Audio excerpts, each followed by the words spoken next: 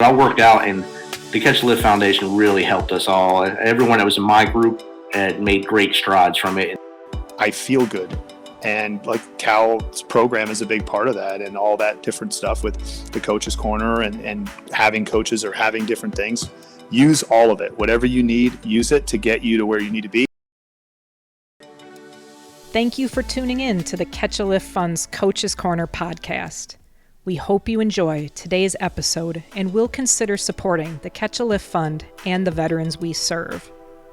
Visit our website for more information about our programs at catchaliftfund.org.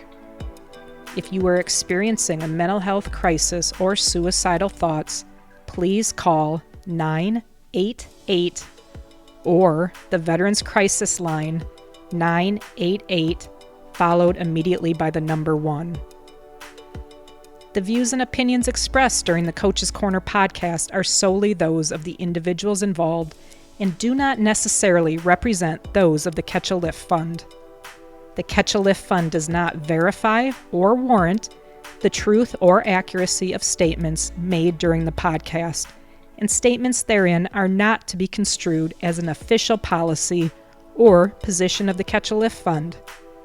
This podcast is provided for informational purposes only, and nothing herein should be construed as health, medical, or other professional advice. The Coach's Corner is a place for veterans to connect, heal, and share their stories. I'm Melissa Luke, the host of the Coach's Corner podcast. I am a U.S. Army Iraq War veteran, coach, and program director for the Catch a Lift Fund.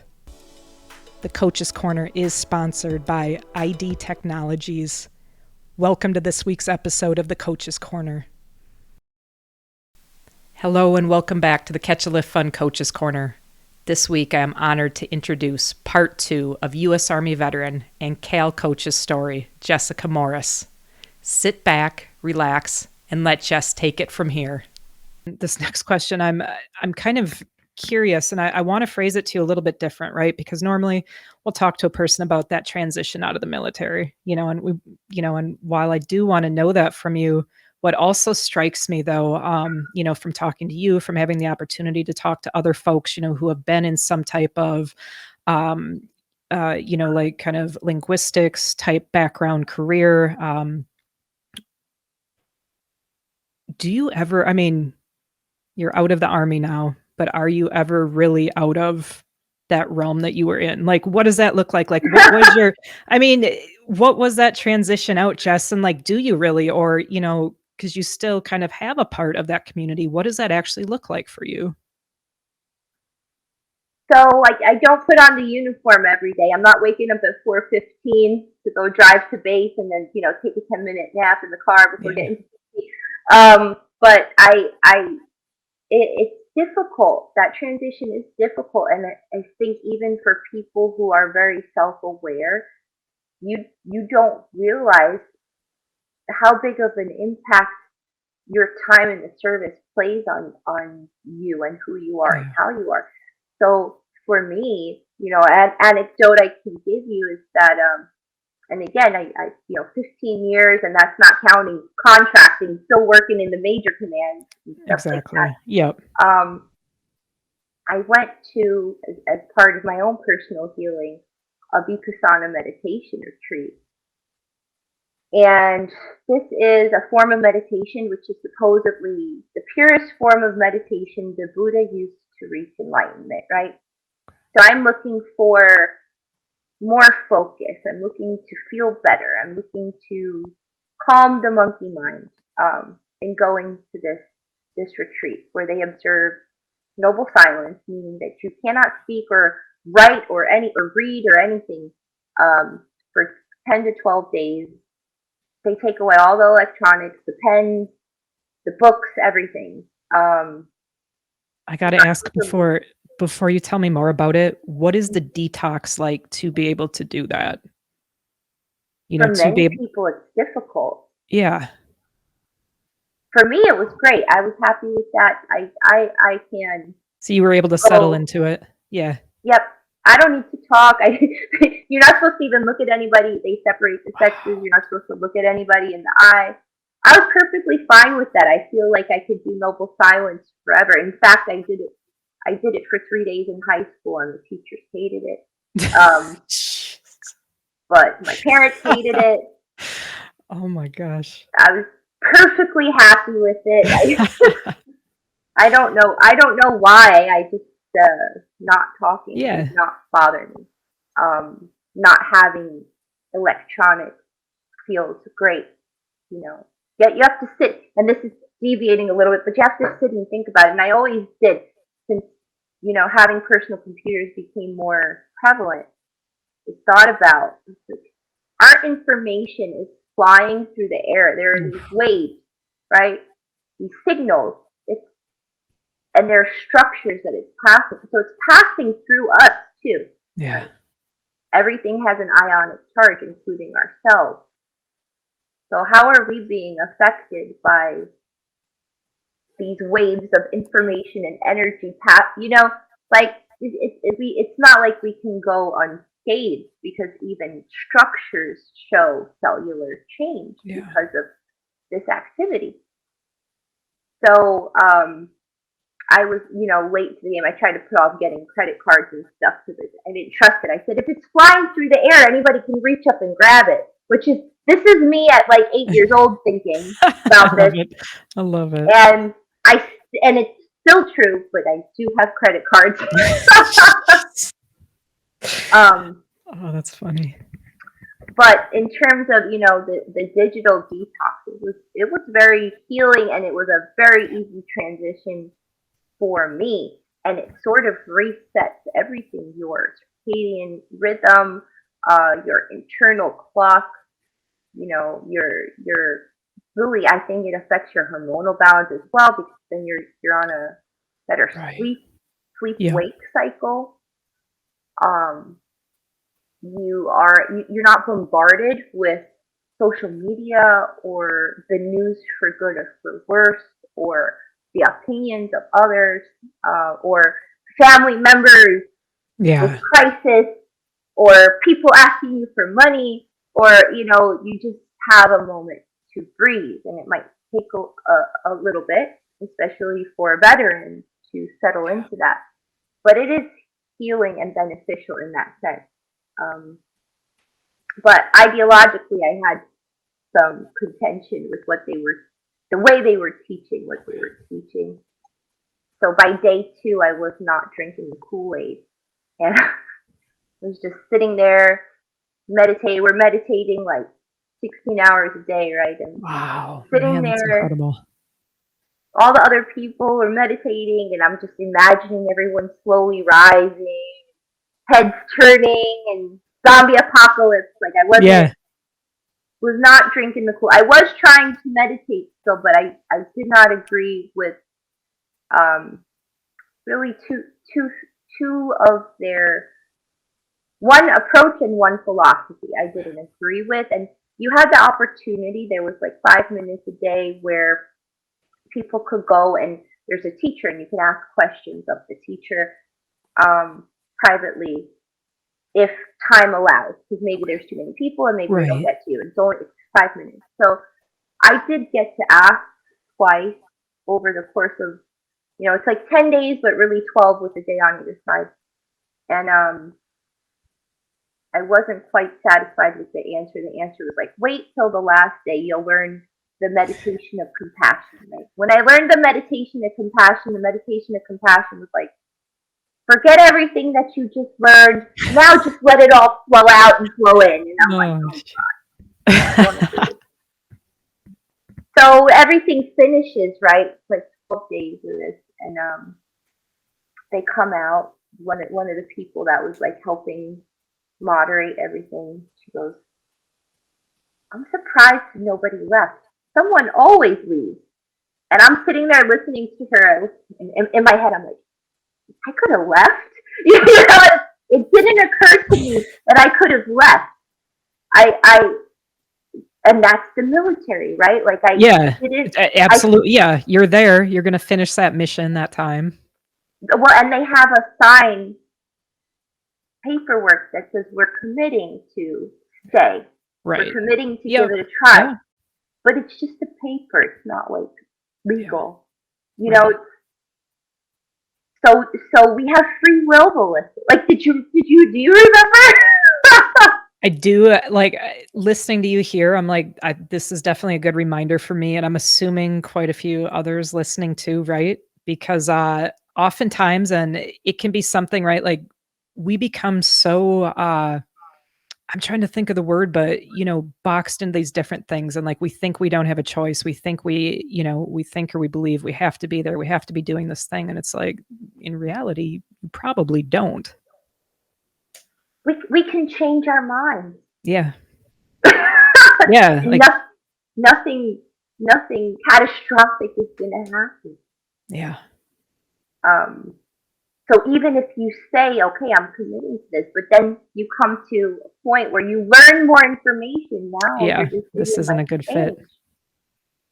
And that's okay, but that is still something I'm getting used to. Yeah. Even, recently in your where I had a job opportunity, and to be honest, I was sort of coerced into making this decision to do this, and it involved me uprooting my life, moving, making a huge financial investment up front, with a company that has not been very reliable, you know. So Yeah. Yep. even though I signed a paper, like I had a moment and I'm like, wait a minute, I have free will. I don't Good have for to you. do this, Yeah. and they are not holding up their end of the bargain. Which in the military, it doesn't matter if they didn't hold up their end Yeah. of the bargain. You still had to do it, right? You Yep, still for had sure. to jump out of the plane, even if you were. Mm-hmm. You still had to do it, because if you refused to jump and there was nothing wrong with your chute, then you're in trouble. You Yeah. know. So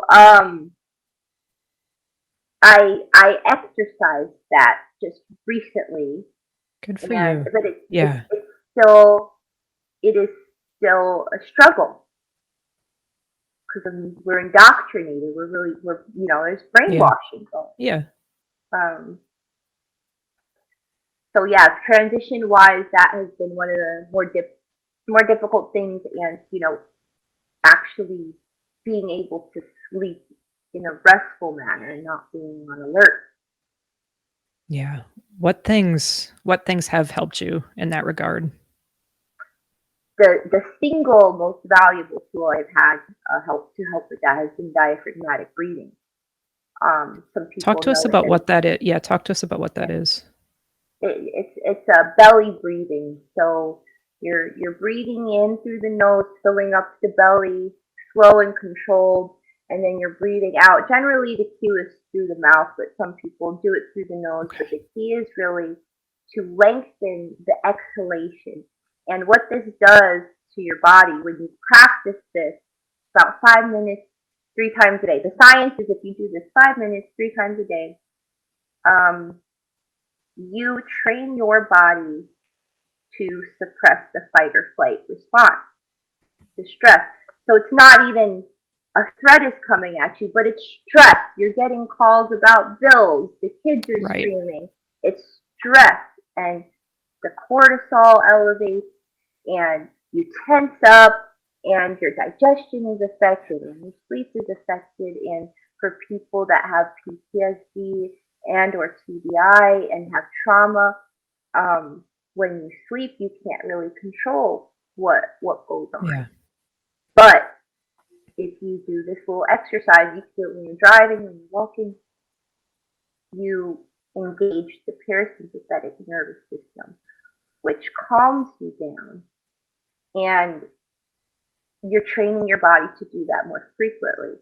So even when the stressful experiences externally happen or internally, your body responds differently. How that manifested in me in the last couple of years with extra things that happened, I had a lot of GI problems, and there was a point where I had like gastritis and ulcers. My body was swollen to about 4 times the size. I was at the VA. I was in the hospital for a little bit. Um, I couldn't. I had to go. First of all, I couldn't like get out of bed for a while. I had to roll, and it was so. It felt like I had gotten the worst beating of my life from the inside out.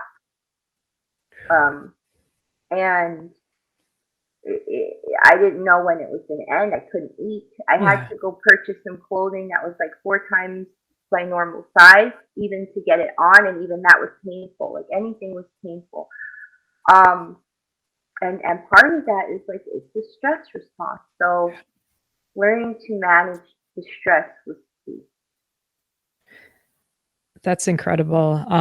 I will say, in general, a few years ago, I like to read, and a few years ago, I read the book Breathe. And that book really opened my eyes to the fact that I need to be breathing with a purpose. And the first thing that I did, kind of crawl, walk, run style was training myself to solely nasal breathe, right? Because I'm like, oh my gosh, like I'm a mouth breather, and that alone, like the issues it's, that I learned that it was causing and stuff. And so I've gotten a lot more into breath work the last couple years. And then just in my daily life, it's like that decision to breathe with a purpose. And it can do really incredible things for you. Jess, you've done a lot of different things. You had this very, long, incredible military career. You came out, you continued on with contract work, different stuff.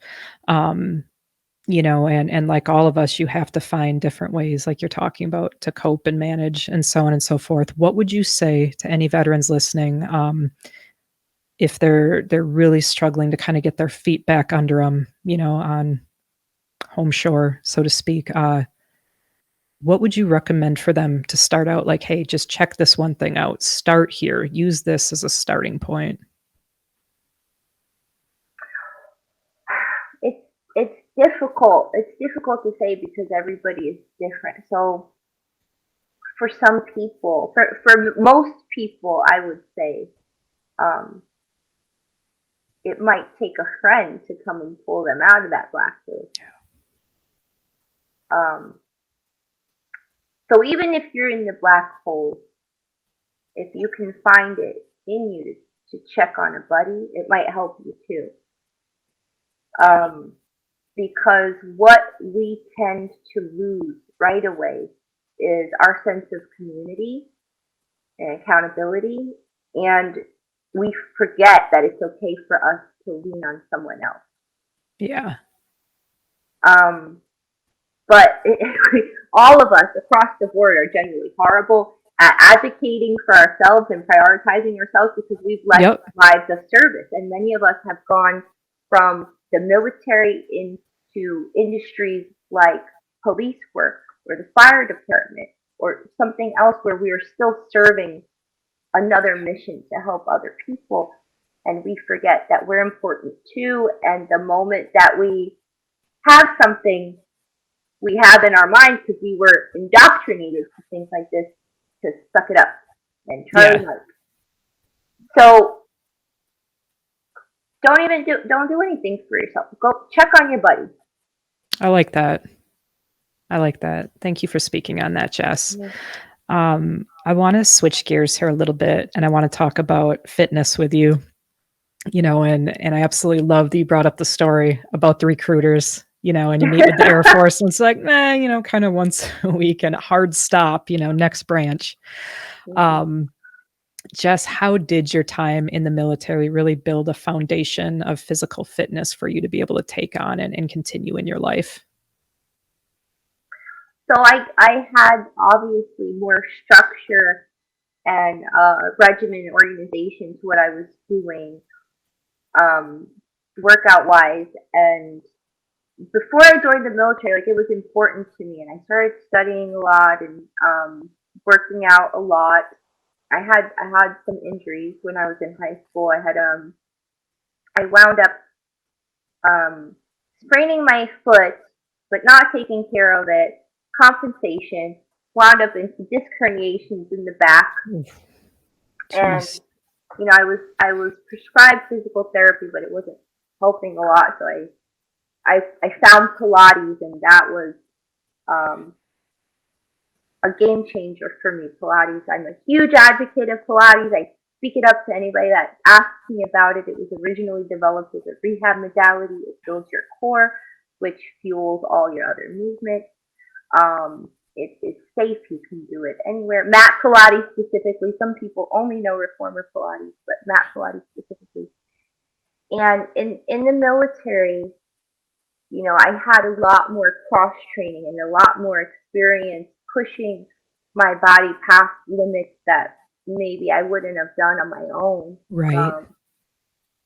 So, prior to joining, I didn't run too much. I was doing like elliptical a lot. I used to get on the elliptical and watch the Yankee games in the gym. Yeah. I'd be on there watching the games, and then do work on the machines, the weights. There's a boxing bag that do that as well. And in the military, you started running. You run everywhere. You do a million push-ups. You do pugils. You do obstacle courses, which are that's so fun, but not when you've had like 1 hour of sleep. So I had that aspect to it, and then oddly enough, when I was in basic training, they were doing different studies on the different basic training classes. So each class had a different diet they were given in the chow hall. And my group actually had the athlete diet. So we got like extra protein. I got so much chicken, and I was happy because I love chicken. Yeah. Like I got, we ate a lot, and I actually gained weight in basic training. I wasn't a thin child. I was never petite or thin. I was always pretty athletic, muscular. But I actually gained weight. Many people go in, they lose a ton of weight. Yeah. I gained weight. Very likely muscle, but it's difficult. We also didn't sleep. Yeah, this is true too. Yeah. Yeah, they did measurements. So throughout my career, I just increasingly wanted to know more. And while I was doing everything else in the military, and getting degrees with Go Army Ed and stuff, not touching my GI Bill yet, I also pursued getting my first certification while I was deployed. So I got my very first certification in 2012. I completed it with ISSA, and I had gotten their master trainer pack, which is like a pack of 7 different certifications. I didn't complete them all because my father, I mentioned, he was a physical. I didn't mention this on the coach's corner yet, I think, but to you in the past, he's a physical therapist. No, I didn't do my therapy with him when I herniated the disc because they, I did it with someone else. But he had always said that in the realm of fitness, there were many people getting certified in a way where they weren't actually qualified to do things, especially with people with injuries and the elder population. So one of the certifications was really elder fitness. And I am reading my manual, and remember, I'm deployed, so I'm distance learning, and it's instructing me how to do a wheelchair transfer of a senior citizen. And yes, I understand the content. Right. But understanding it and getting a certification saying that I'm qualified to do this without any hands-on training, I had to agree with my dad, and I did not feel, I didn't even want to hold that certification. Yes, I could have gotten it. I didn't want to hold it because I did not feel that was adequate training to safely and properly conduct a wheelchair transfer of a senior citizen who, we don't know, the person might be very overweight. Right. They might have different injuries. And how do I do that as whatever I weighed at 154 pounds? Sometimes these people, they haven't been mobile. They're 300 pounds plus. and I'm doing this independently, doing wheelchair that I did not feel that it was responsible or prudent to even hold that certification at that time. But I got my CPC, Certificate of Personal Training, and that did, and for different rehab modalities, for corrective exercises and nutrition. And that served to better inform what I built for myself and for my soldiers. Right. And I had a lot of successes doing things for myself and my soldiers. I was the primary fitness trainer within my detachment, within psychological operations. And remember, I had this strong love and foundation of Pilates and core work, right? Yeah. SF guys hate core work, Melissa. So I'd arrange our, PTs in the morning and have them doing some core work, and the explicitives you would hear. Oh, I'm you sure. Even imagine. Yeah. We did a last man, and a lot of these people just like, we know you can look a certain way. You can look exactly like a Ken doll and have zero core strength. Yep, absolutely. Absolutely. Yep. Yeah, they can means get that broken off very fast. Fat. You have low body fat, Yeah. good for you, but you cannot hold a plank for a minute. So what type of function does that serve? And so transitioning out and doing training in the private sector, like in a gym as a personal and group fitness trainer, and continuing to work with veteran friends, it's like, okay, a lot of people want the aesthetic. They want to look that way. But also, you have the cervical spine degeneration, compacted disc, sciatica, bursitis, Yeah, you name it. And what function is your fitness serving? Are you able to pick up your child at home without throwing out your back? Are you able to carry your groceries in without throwing out your shoulders? So within our population, specifically, functional fitness and mobility are very important. And so continuing to get more education and background in those areas so I can better help myself and others has been, a passion. Thank you for talking on that, Jess. I want to ask you a little bit about your personal fitness that you're doing now. What is kind of your preferred outlet of fitness, and what do you like to do in the gym?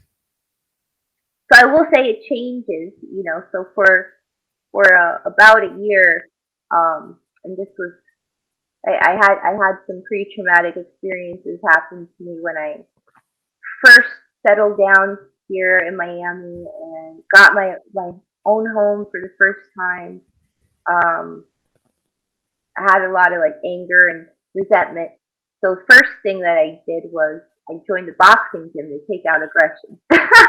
Yeah. I was doing that for a good year or so. It was very therapeutic. It helped me build that sense of community. It healed a lot of the mental health stuff going on. And now I have transitioned into bodybuilding, into the Organization of Competitive Bodybuilders, which is the National Federation. Yep, we have Coach Jeremiah, who is going to compete this upcoming year as well, and Coach Viv, who we are trying to convince. I know y'all are working on her. We are working on it. So I'm doing a lot of lifting, but it's a balance. I still have to do that mobility to have that functional fitness. And the thing about this federation, as opposed to the more well-known NPC, IFBB, is there is a heavier focus on mobility, function, health, and not just going for the aesthetic only. So for instance, when I was training with NPC for a while, and they wanted me to atrophy my core because one of the looks that you go for on stage is a very cinched, tiny waist. but years of Pilates, years of core work, Yeah. those muscles get a little bit bulky. And genetically, ethnically, I come from people that are made to work. I'm I'm half Yeah. Jewish, quarter Irish, quarter Native American. We are made to work. Like, we Yeah. don't have tiny waists. We have broad shoulders. We don't, there's more muscle throughout the back and the core Yeah. because we've been pulling the cart and the horse to, till the soil and get the potatoes, and that's just how we're built. Yeah. We're built to For work. sure. Yeah. Um, so I was going through that with different coaches in MPC, and wanted me to atrophy, break the muscles down, get weaker in my Ooh. core to fit this aesthetic Yeah. mold. So this is putting me at risk because I have all those other injuries that Right. everybody else has. Yep. Absolutely. Disc herniations, degeneration, Yeah. all this stuff. And the Pilates was what saved my back, right? That's incredible. So now they're putting at risk my mobility because they want me to get rid of this muscle that's protecting me and keeping me mobile. So if I had continued down that route, what I foresee happening is re-injury, and then me not competing at all, right? Because Right. I can't continue to lift. I can't even walk. Once when you throw out the back, you're on the ground. Yep. What are you going to do? So now I'm with a coach. Coaches should have coaches. We all need accountability. And she's actually someone that was told she would never walk again. And she competes. She rehabs herself and works towards function and mobility. That's great. Yeah. And the OCB Federation, it's the first time I went to one of the shows. There's a completely different feeling to it. There are the competitors, there's the supporters, there's the coaches. There's a greater focus on the sport, the dedication, the training, and it's not all about getting the look. The look that you present on stage is what you are judged on, but the training, everything that leads up to it, is not all about that. For the most part, people are much more aware of what's healthy and safe. And you don't have in this federation the 30-year-old picture of health competitors dying because they are healthy. They are building functional bodies. Yep. So that's what I'm doing now. I'm working towards that, and I still also do things that I like I go out and play volleyball, I run. Yeah. I'm in a run group here. Do a little bit of everything. And That's as terrific. I get closer, I have to taper down cardio and do more of this. But that's for a specific goal, right? So, do you have a show date yet picked or not yet?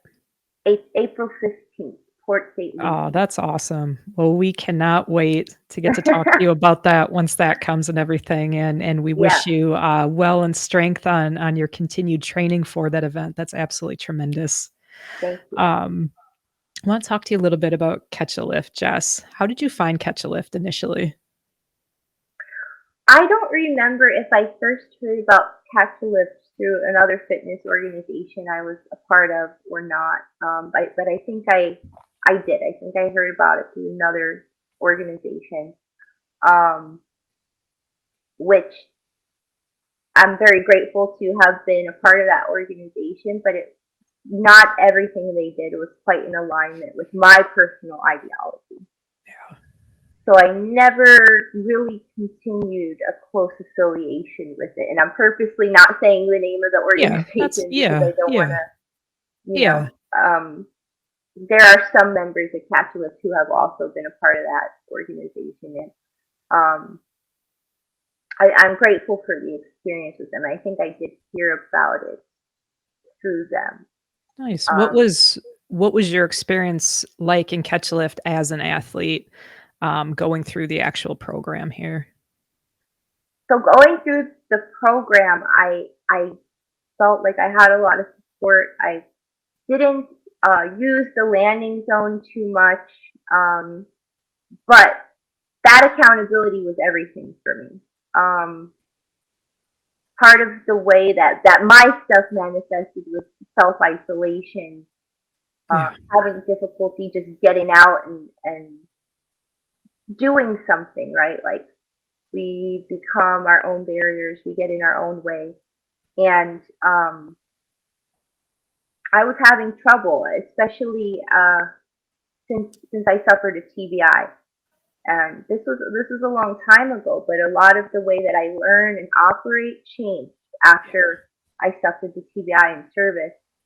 Um, so whereas I used to be very much a self-starter, independent, I get things done, be regimented all on my own, Right. it was really difficult to focus. And then, the anxiety sort of kicks in. Um, and there's like, for some reason, this is one of those latent military things. There's like an anxiety around time, right? Mhm. Yeah.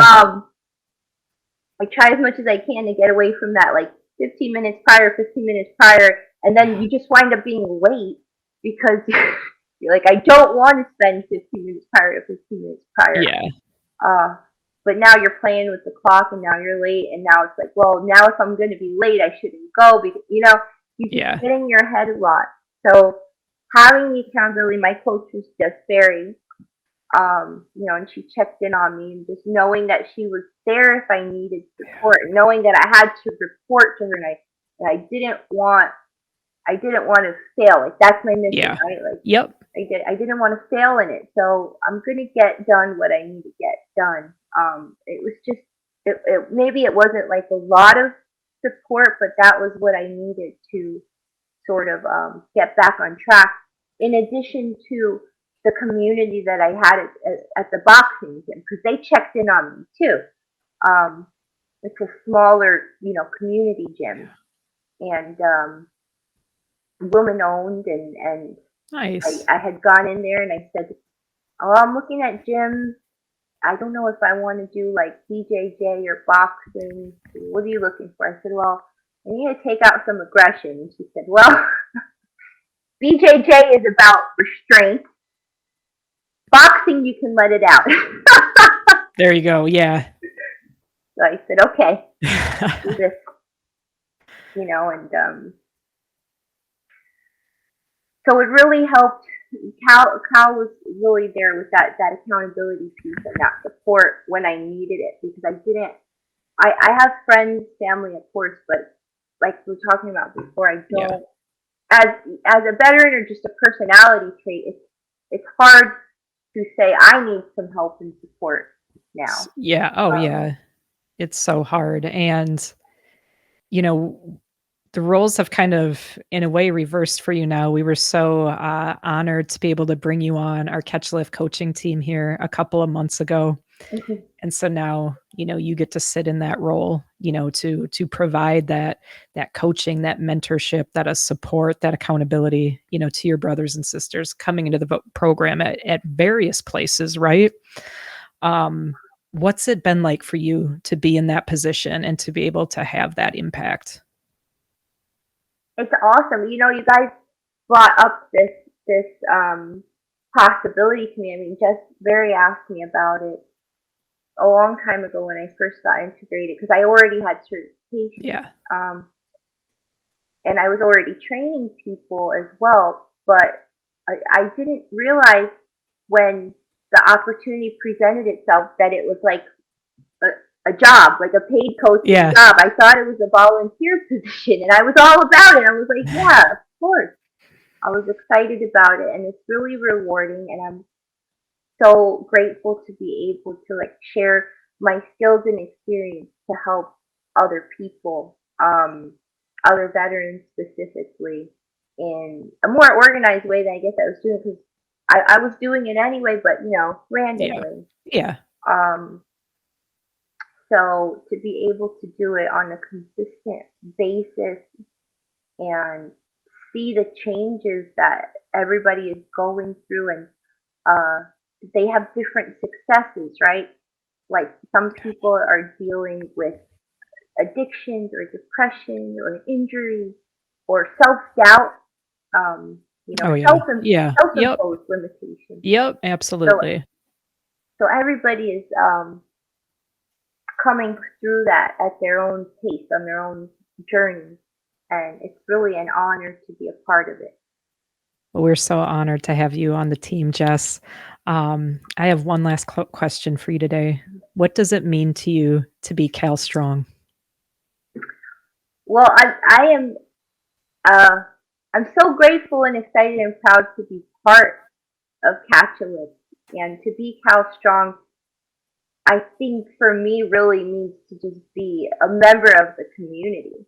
It's not about strength or wellness or anything. It's like to be a part of a family and know that there's no, I'm trying not to curse here, but there's no false pretense with people in this community. It's very rare. But what that translates into is having a strong foundation, right? Somewhere to build from or lean back on. And that's really strength in itself. And it has nothing to do with what your fitness program is. Yep. It's about a support system with people who understand what you've been through. And it's really beautiful. It is. It is. Thank you for speaking on that, Jess. And thank you so much for your service to our great country and for coming on today and sharing your light with us. It was absolutely terrific. That's it for this week's episode of Coach's Corner. We will return next Wednesday at 1 Eastern Time with another episode. Thank you, Jessica, for sharing your story and your light with us all today. It was so much fun to get to talk to you. Thank you to Lynn Coughlin, Henry Pomper, and Kaylee Nasiri for your work in making this podcast possible week after week. And we thank the entire Catch-A-Lift team. Don't forget to join us every Wednesday live at 1 p.m. Eastern on YouTube for a chance to win Cal Swag and to chat with your brothers and sisters. Until next week, keep it real and stay Cal Strong.